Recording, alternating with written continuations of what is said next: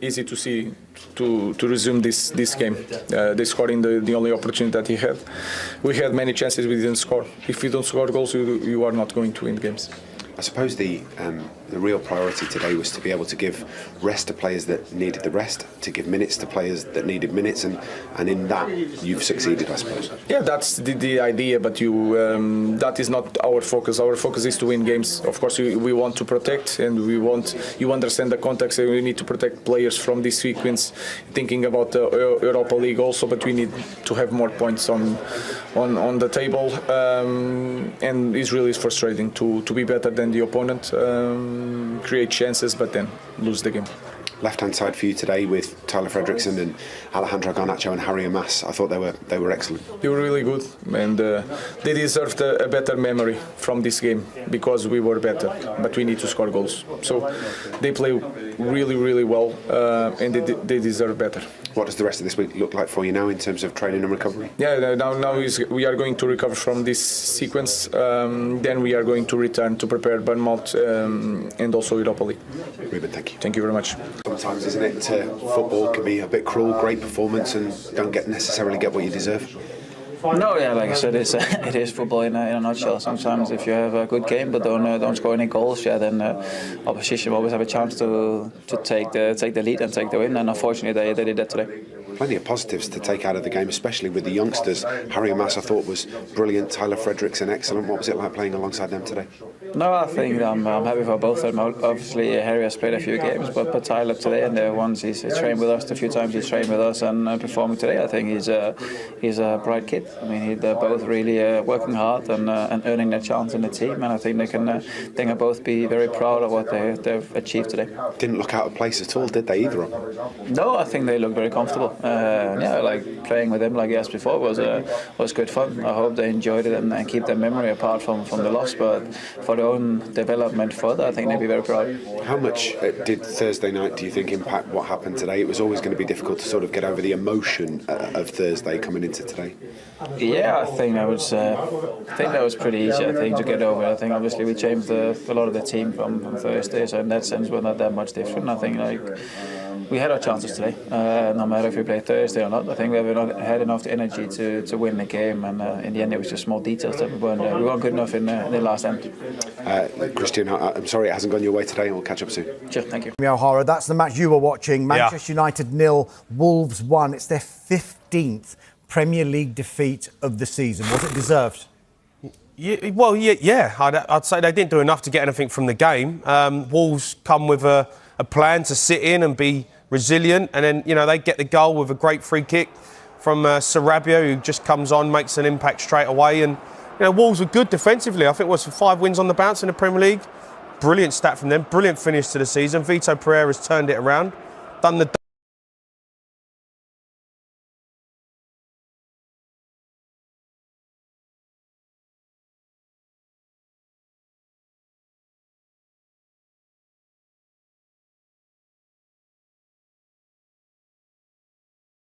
anything in the game to try and win it. And Hojlund up front, come on, give me something. No one gets me off my seat. I used to watch Man United. Players get you off your seat every single week. The only player who did do that for me was Garnacho, but even he's gone off the ball, and he's letting himself down with some of his first touch, and is he got the fire in his belly to really be a top player there? I'm not sure. I was just disappointed. I don't know if this formation works. I really don't. And listen, they had heroics the other night against Lyon. Heroics. But let's not forget they were 4-2 down. And it was only a miracle that got them out of a hole. A miracle. They fell apart. And they got themselves out of a hole and they win the game 5-4, which is just ridiculous. That might happen once every 5-10 years, right? But week in, week out, Manchester United have got massive problems. Massive problems. The players, the structure and the formation, he ain't got the players for it. He hasn't got the players for it. I'm looking at it. Mainu can't play in that formation. Bruno's wasted in that formation. Eriksen can't get up and down in that formation. Garnacho can't play in that formation. Hojlund don't do nothing up front on his own. They haven't got wing backs. They got the team don't work. So in the summer, they've got to have a massive look at who they're going to turn to, who are they going to bring in. Are you going to invest loads of money in Manchester United, loads of money, to get a new team that fits Amorim's style, 3-4-3? But if that don't work and they get rid of him, well, then you're stuck with players who play 3-4-3. From Wolves' point of view, though, we were talking before the show. What they've done is they've been difficult to beat. When you stay in the game for long periods, you can go and win these games 1-0. That's what Wolves have been doing. Difficult to break down, disciplined, organised, aggressive when they play, work really hard. They've been getting wins. And they've got quality. Like I said, Strands Larsson, Cunha, Sarabia there with a wonderful free kick. That's what happens when you keep yourself in games. Too many of these teams down the bottom, they want to play the beautiful game. And you can't because you ain't got good enough players. Just play pragmatic. Do what you're good at. Be difficult to break down. Jamie, just finally, do you think that maybe this performance could have been coming because of the message Rúben Amorim sent out after the win against Lyon? That, look, I'm going to change the team. It's clear that our priority is the Europa League. Yeah, I don't think he's helped matters. I think sometimes I think he can be too honest.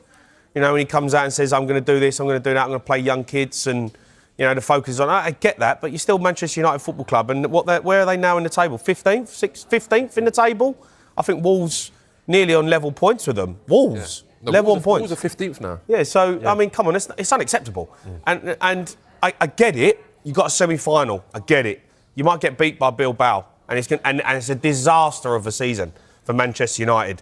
And there's still players out there who I expect a lot more from. Some good players on that. These players are on trial as well. Let's not get it twisted. They're on trial for their careers at Man United. Yeah. Otherwise, they're going to try and push them out the door. Especially with those players that have got like 1 year left. They're going to try and get rid of them.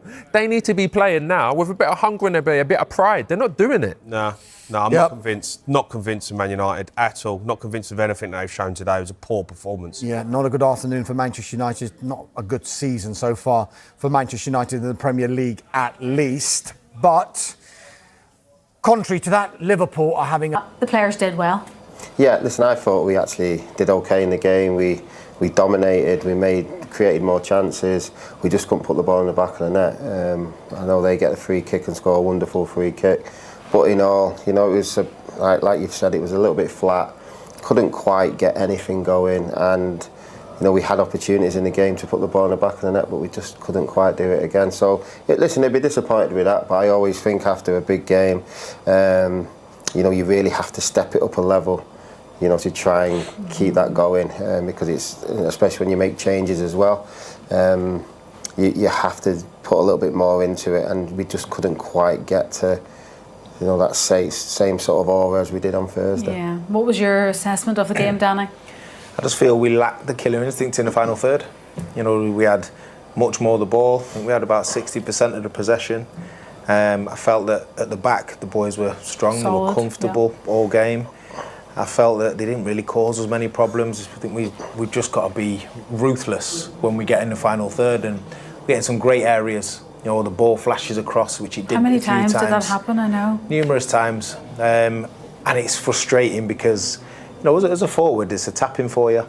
But I know when it's not going for you, sometimes you make the wrong run, or you don't quite get there, or you don't believe it's going to come, and then it comes across, and then you sort of berate yourself a little bit. And it's like all of those things that are going on. You can see Rasmus is just sometimes trying to think about where he should be instead of just doing it instinctively, and that's what happens when you're not in good form and you're not scoring goals. And I feel that that's the difference sometimes. And yeah, you're talking milliseconds. 100%. Yeah, the intention's there, and the idea is to be there is there, but and the right run is there, just the wrong timing. Just the timing. Yeah. Sometimes you think about it a second longer and it's gone, and the defenders are always anticipating. So that was the difference, I think, in the box. I think we defended our box well. Just in the final third, we weren't ruthless enough in the attacking box. The difference was that spectacular curling free kick, as I said, Wes, and sometimes those sorts of goals, I mean, if that's the only difference between the game, I mean, that's what it was, the difference between the games. We were the better team. Yeah. Listen, it was a wonderful free kick. Yeah. You can't stop those. You can't stop that, and fair play to them. I mean, they kept going in the game, but if you look at the whole of the game, like Danny said, I mean, we had the majority of the chances. You know, we was on top most of the game. We were pretty comfortable. They didn't create loads. You know, I never thought we were panicking. But a set piece is the one that can always, you know, undo you. And it was a wonderful set piece from them. I still think we should have scored. Rasmus did come very close with his run that you just talked about, and that's the thing. In that sort of sense, it's not quite going for us this season in general. We're just not quite in the right places at the right time.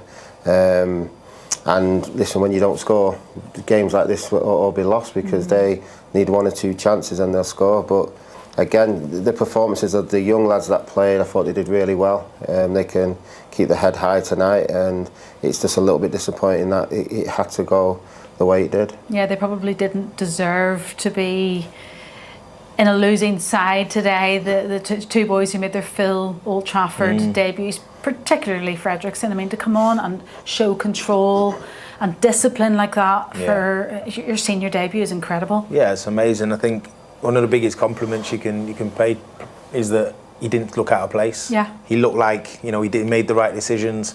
And he looked like he'd been there for a long time, so you've got to give him huge credit, because as we said before the game, you never know until you're out there what somebody's going to react like. It's either sink or swim, as I said. Sink or swim, and I thought he swam. So fair play, and I watched Harry Matheus now. He's had a few appearances, start to express himself a little bit more, get into the game, go forward, have the ball at his feet, and enjoy himself. So I think they are the 2 strong positives that come out of that performance. Ama's probably contender for a man of the match with that performance. Just on Frederiksen, he is the 4,313th player, that's 4,313 consecutive games that an academy player has been involved in a match day squad here at Old Trafford. He is the 254th academy graduate to make his senior debut. Do you know what number you were, Wes? I should look that up before, shouldn't I? No. We'll find out for you. But anyway, he is the 254th academy graduate to make his debut. And we talked about it before the game, the DNA of this club. That's what it's all about. And it's incredible to see another one today making their debut. Yeah, it's brilliant. Listen, the club have always had high standards for the sort of the youth team coming up and trying to get them to the first team sort of standard. And listen, regardless of manager, we've managed to do that throughout the years, many years now, and hopefully, you know, mate can continue as well. But I mean, these lads that, you know, sometimes they have to wait a long time. You know, you get to a point when you're 16, you come to the club, your dream's just to play, but some of them wait till early 20s. You know, but when you put a performance in like that, it was, you know, time well spent. Just getting ready for that one match like we talked about, and they can keep their heads high tonight, like I said, and hopefully from this now, you know, they grow even more, and we see a lot more of them coming through. Well, it's given Rúben an insight into what he can potentially have available to him next season as well, Danny, before, you know, the transfer window opens and all that talk continues again. Yeah, and I think had we been in the top 6/4, these boys wouldn't have had a chance. So there is always a silver lining, and part of his preparation for next season, as you say, is knowing, okay, I can actually trust him. I like the way he plays. He'll fit into my system. I don't have to spend money there because he's coming through. And it's given him an insight that he probably wouldn't have had we been competing. So as much as we want to be at the top of the table, sometimes you do have to look at it and think for the greater good, which is some of the academy boys an opportunity. You know, you kind of, you know, it's not a bad thing to see those boys out there at all. You were number 157, Danny. Was that? Yeah. And Wes, you were 146. Okay. Did you two not know that? I didn't know that, no. Every day is a school day, isn't it? Good. So yeah, from 146 to 254 today, Frederiksen, incredible performance from him. If you were to vote for a man of the match today, Wes, who would that be? I'm probably going to go Amas today. I thought he was, like we've talked about, he was very good going forward. You know, you could see him expressing himself a little bit more. Some of the balls he put into the box, and which we've missed a little bit this season. You know, and I don't think the players were really ready for it, but were excellent. And like I said, I think there'll be big things coming from him next season, especially. And what about you, Danny? I'd agree. I thought Harry Matheus was very good. He's expansive. You look at what you want from someone playing in that role. You need them getting up and down and having the ball comfortably and putting crosses into the box, and he did that, you know, numerous times. So for me, I'd agree with Wes, Harry Matheus. Okay, from 157 and 146th academy graduate to 131st, that is Ben Thornley. He's with Liam. Fine tidings for Manchester United are that they are now safe from relegation. The grim ones are that this occurred despite going down to a 15th defeat of a dismal Premier League campaign. Wolves' winner was simple on 77 minutes. Pablo Sorribio, on as a substitute only 120 seconds before, placed a 20-yard free kick sweetly to the left of Onana, Christian Eriksen having committed the foul for the dead ball. Toward the end, Mason Mount twice spurned close-range openings to grab a share of the points at least. First, he scooped over wildly. Then, at Eriksen's outside of the right foot delivery, he spooned the volley wide. This late phase of the contest was, at last, a little watchable. While no one could expect a repeat of Thursday's operatic extra-time added seconds United win over Lyon, you would not expect, either, this battle of 14th versus 16th to be so soporific. When Rasmus Højlund collected by the touchline near Rúben Amorim's technical area and left Emmanuel Agbadou trailing and galloped into yards of grass, the game had a first moment of skill and verve 50 minutes in. The striker, starved of service all term by his misfiring unit, looked up, saw teammates arriving on the far side, ignored them, dawdled, and Wolves escaped.